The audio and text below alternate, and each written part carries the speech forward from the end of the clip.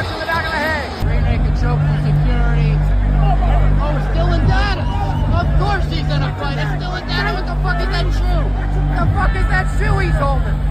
Is that a slipper or is that a shoe? Alright, so Dillon Danis got jumped at UFC 322, but for some reason he's the one that got kicked out of the event, which seems strange, but honestly he won't get any sympathy from me because by all accounts this guy was out here looking for trouble. Now don't get me wrong, I am by no means condoning a bunch of dudes jumping one singular guy. What I am saying here is that this was a comedy of stupidity where I think that everybody involved should have received some sort of punishment. A lot of you guys who've been following this channel already know this, but I hate Dillon Danis. I genuinely hate him, but at least in this particular case, he is not the only bad guy. Dillon, as always, acted like an idiot, but the guys that jumped him are just as much, if not more, in the wrong here, and yeah, in this video, I'm going to be talking about all this and more. Dillon Danis was here, and he was moving around, sitting in fighter seats and not sitting in his own seat that he had. He had a ticket, and they said, do you want us to throw him out of here? And I said, he has a ticket? And I said, yeah. And, you know, they told me, they said, Masvidal said he's going to fuck him up on sight. It never even crossed my mind, as stupid as this could be, that the entire Muslim Brotherhood was here tonight in the first 5 rows for Islam. And as soon as it broke out, I was over on the other side and I go, fuck, I know exactly what that is. I knew it. And yeah. You will never see Dillon Danis at a UFC fight ever again. So besides the fact that it doesn't make any sense to me why only Dillon got banned, my other big takeaway from Dana's statement here is that although he bought a ticket to the event, he still went out of his way to sit in actual fighter seats. Like, the guy was clearly looking for trouble, and trouble is exactly what he found. Thus, I can't really say that I'm shocked that this went the way that it did. From what I understand, if it wasn't going to be the Muslim Brotherhood, then Jorge Masvidal was also looking for Dillon, so it seems like he was going to get attacked one way or the other. Also, according to Javier Mendez, Dillon was antagonizing the dudes from Team Makhachev by showing them this AI video of Islam kissing Ali Abdelaziz, which I gotta say was a very ballsy move. He was sitting in the fighter section and sitting where Team Khabib was to boot. I mean, come on, dude. You know you're asking for trouble. And then they showed me the videos of what he was showing Ali and Islam in a relationship type embrace. And then he was doing things with a porn star in Islam embracing.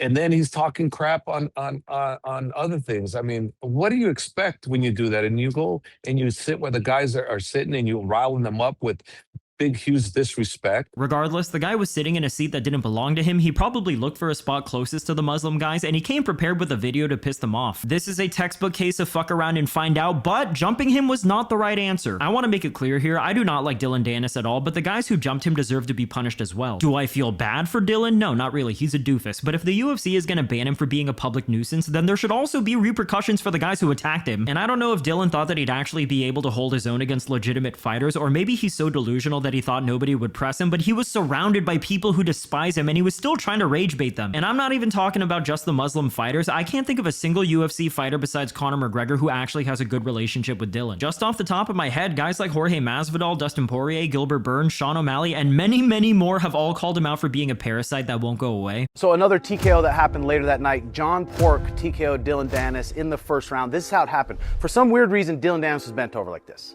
John Pork comes behind him and starts juicing him. Juices him, drops Dillon Danis to the floor, TKOs him, and Dillon is air kicking. He's wheel kicking. You see it in the video, his red Nikes wheel kicking in the air. He was knocked out. Shortly after that, they got him out of there. So that was a TKO win by John Pork. So now, if you're ever in New York, remember to check in with John Pork. Now, you don't want to do this to someone you don't like. If it's Dillon Danis, that's fine. You go behind him and you ear hole him. Boom, right to the back of the ear hole. Bink. Then you go uppercut, he still can't see you. Boom. Guaranteed when he gets punched, he'll pull guard. So once he pulls guard, he's gonna start wheel kicking here. Yep, shooting up triangles, omoplatas, you just gotta stay away.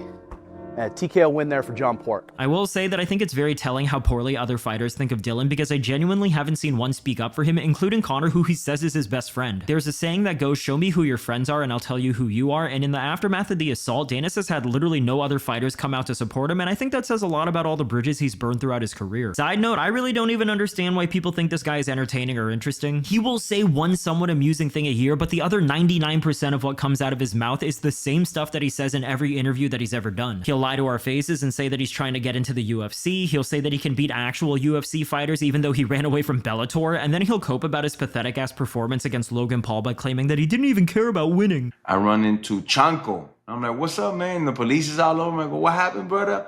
And he's like, nah, just chilling, bro, all good. And I see his hands are blood, and I'm like, nah, something happened. What happened with you, man? Look at your hands. He goes, no, all good, bro, little problem. I took care of it. And I go, all right. So bam, I took a picture, I keep walking. So by the time I got out to the main event, all the good fun was taken away already. Dillon Danis had already got fucking mopped up, kicked in the fucking face. They made him eat shit, made him lick the floor. And then they kicked his ass out and banned him. So, sucks for you, pussy.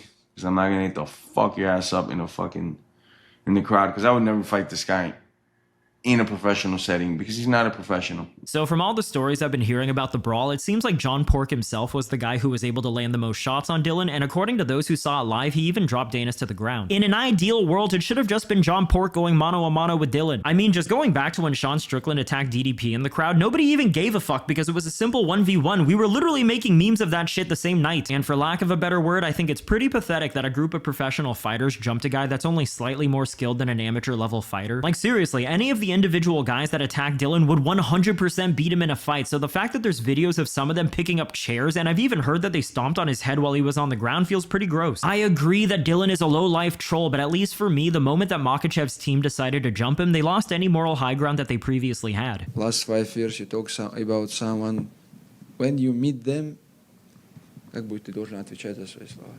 You have to answer to what you said. You have to answer what you said, you know. And today, I don't think he answered, you know. And he still say a lot of bad things about our team. And today he coming and somebody just meet him. He talk about this guy's bad, and today the guys just meet him. That's it. Dana said he's banned from UFC events for life, so he'll never be back to one. He have to ban from this country also.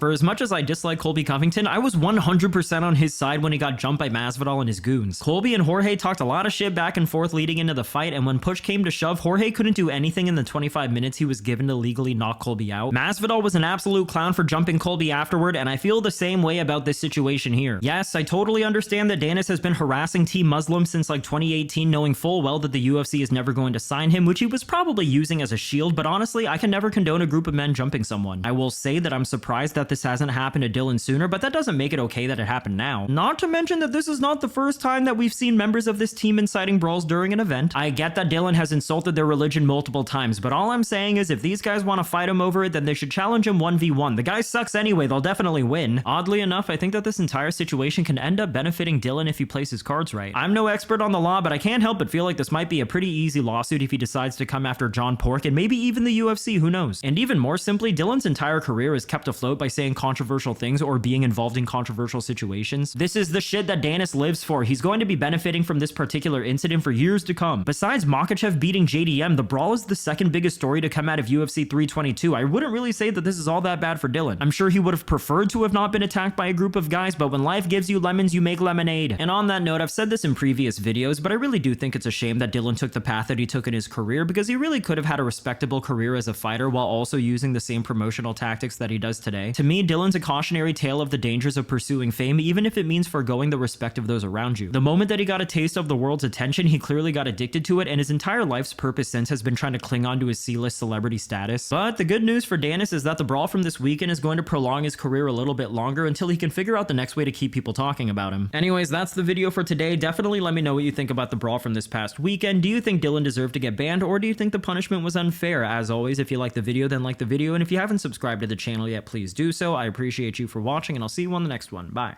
Can I ask you a question, Rick? Is it fair to ban Dillon? No. And look, I don't know enough of the details, right? There might be something that I'm not aware of. Yeah. If this was a brawl between two camps, like to single out one guy as opposed to both sides and figure out what's going on, to me feels unjust. And Can I tell you what it feels like to me? Can I tell you what it feels like? There's no repercussion to banning Dillon. Dillon is not tied to anyone anymore. Let's be honest, like him and Conor, they couldn't feel further apart. And even so, like, I don't think Conor's, what are you going to do? You're going to ban John Pork?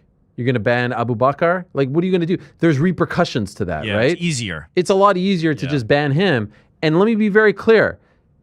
He asked for it. Like, you talk all that shit, you asked for it. Do I condone that? No. Do I think it should have happened? No. But you had to have expected. You had to have known something like that could have happened. if it was just them trying to get their get back after all of those messages and all of those tweets and all of those Instagram stories, there's no justification. But, you know,